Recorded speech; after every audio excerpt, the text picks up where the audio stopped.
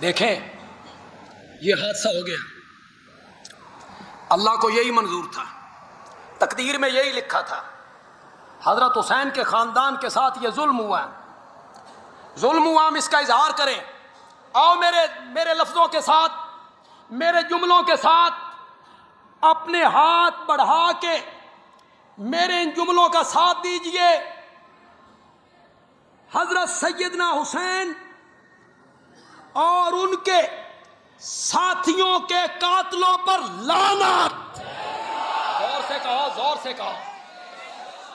ہم اہل سنت کہنے والے ہیں، حضرت حسین کے قاتلوں پر اللہ حضرت حسین کے قاتلوں پہ لعنت کرے۔ لیکن آؤ، حضرت حسین کا بچا ہوا قافلہ، ان میں زین العابدین ہے، ان میں آپ کی ہمشیر حضرت زینب ہے۔ ایک بات کی طرف آپ کو پڑھے لکھے لوگوں کو توجہ دلانا چاہتا ہوں، خدا کے لیے توجہ کیجئے، خدا کے لیے۔ حضرت زینب حضرت سیدنا حسین کی بڑی بہن ہے، پتہ ہے آپ کو؟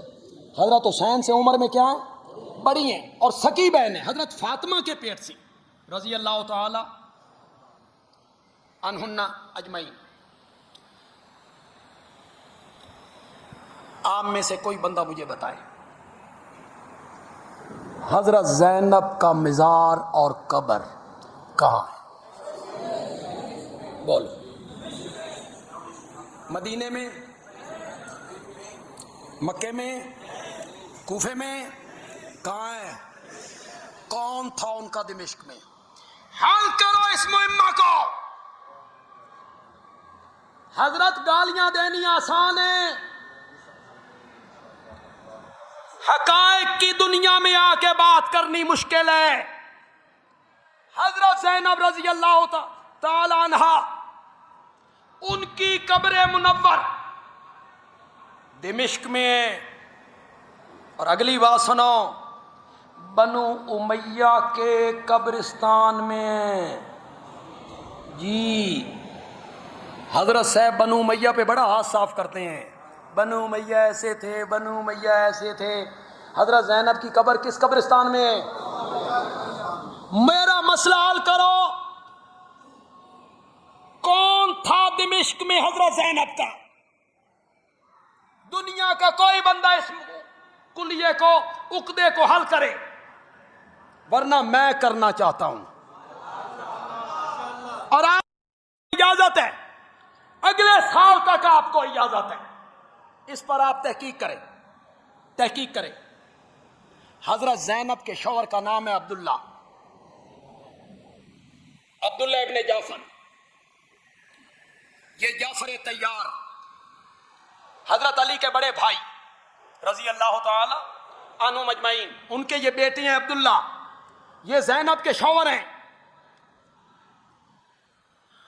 انہوں نے زینب کو طلاق دے دی، انہوں نے زینب کو طلاق دے دی۔ عبداللہ ابن جعفر کی ایک بیٹی جو زینب کے بطن سے نہیں، دوسری بیوی کے بطن سے ہے، اس کا نام ہے ام محمد، وہ یزید کی بیوی ہے۔ تو کوئی سمجھ آ رہی ہے کہ کوئی نہیں؟ کہ حیران ہو گئے ہو؟ میں نے تمہیں شراب تو نہیں پلا دی کہیں کہ مدہوش ہو گئے ہو؟ یہ حقائق ہیں، دنیا کا کوئی آدمی اس کا انکار کرے۔